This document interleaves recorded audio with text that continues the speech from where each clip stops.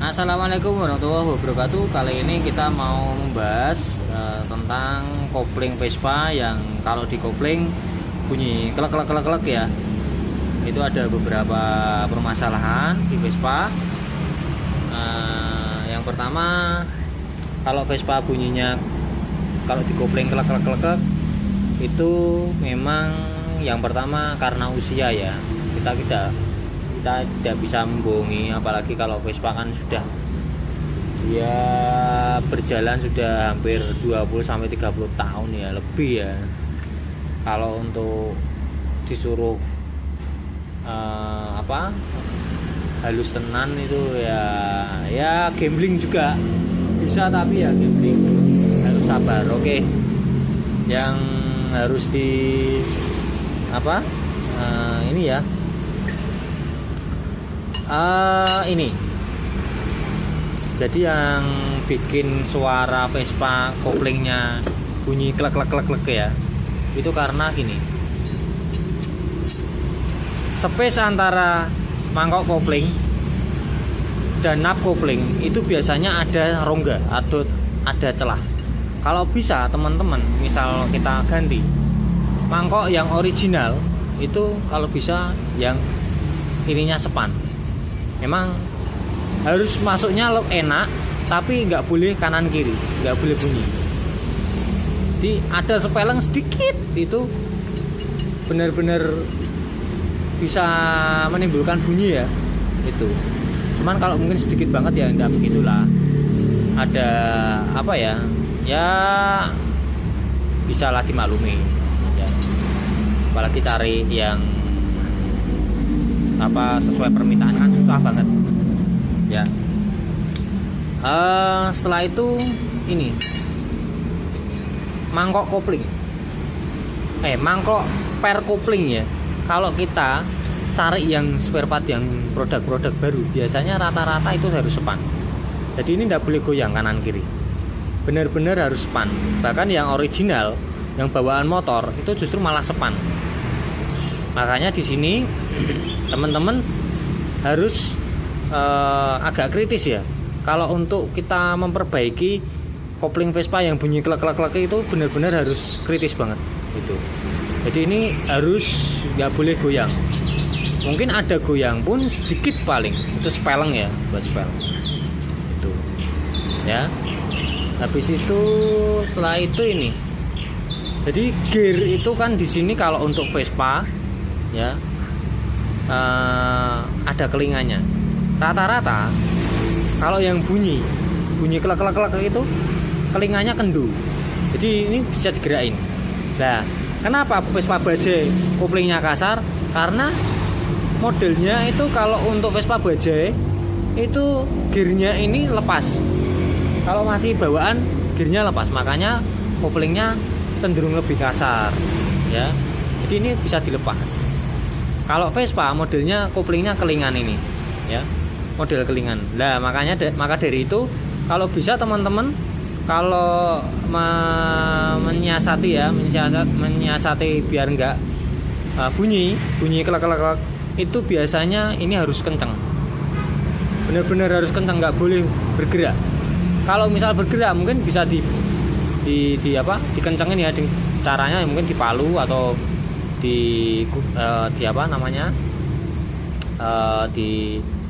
pen lagi ya, biar agak kenceng gitu. Pasti ini harus kenceng dulu ya. Oke, selanjutnya di kampas kopling ya. Kampas kopling itu juga agak sensitif. Biasanya kalau rata-rata saya memilih merek-merek biasa itu Rekambi atau GSM gitu. Saya jarang pakai yang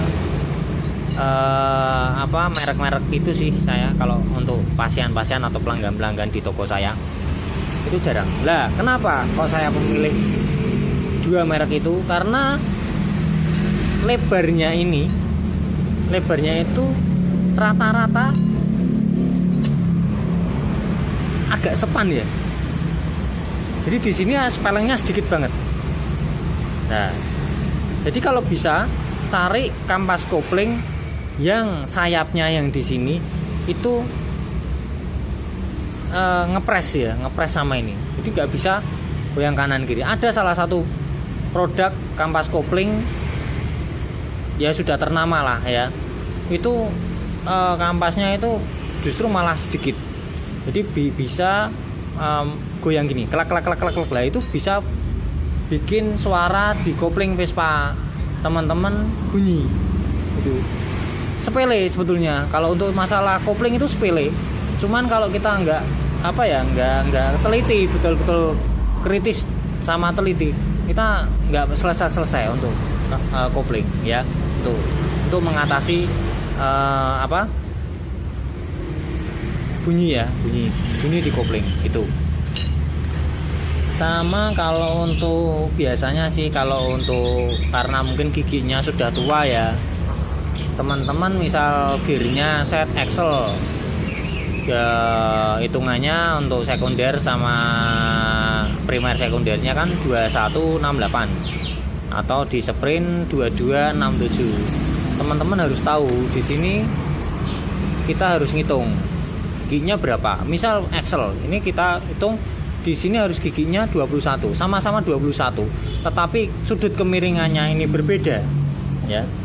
Ini ya, sudut kemiringannya berbeda, terus landai atau lebih tebal sedikit berapa mikron atau lebih tipis, itu sangat pengaruh suara.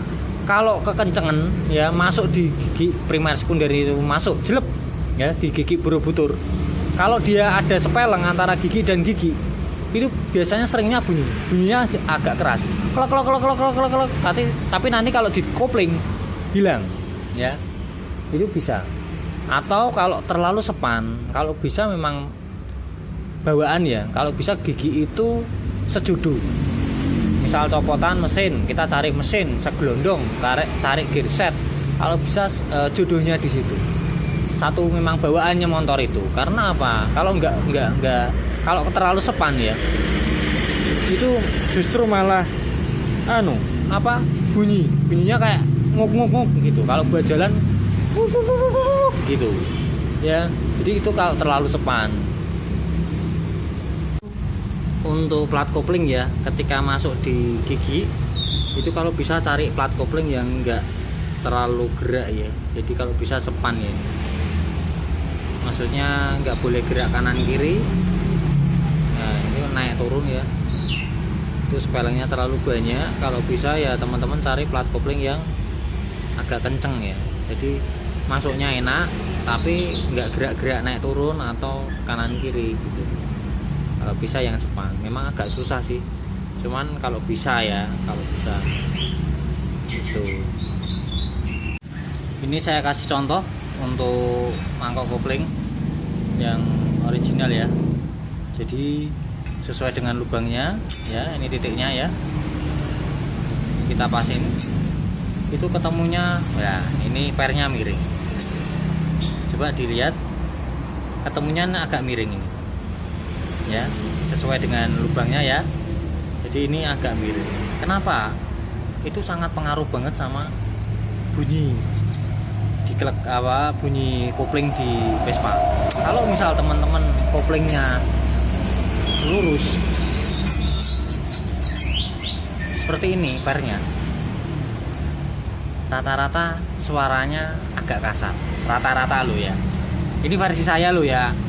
Jadi beberapa kali saya ngecek, kalau eksperimen ya hitungannya ya bukan eksperimen, jadi saya kalau untuk mencoba-coba ya, kalau untuk per 6 kan tidak perlu harus sama lubang. Nah ini kan pernya kan lurus dengan lubang, kalau bisa teman-teman cari yang miring.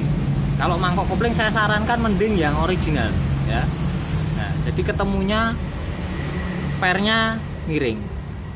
Cuman juga hati-hati juga kalau teman-teman masang per kopling, jadi harus ketika nanti dipasang celep ya, ini per dipasang, ini masuk, paling enggak teman-teman ketika nanti di tracker ya harus ngecek apakah pernya sudah masuk di lubangnya ya. Teman-teman harus harus ngecek ya. Kalau ketika pemasangan ya, kalau ketika miring, mangkoknya miring ya, mangkoknya pas lubang pernya miring, itu ketika pemasangan memang benar-benar harus teliti ya.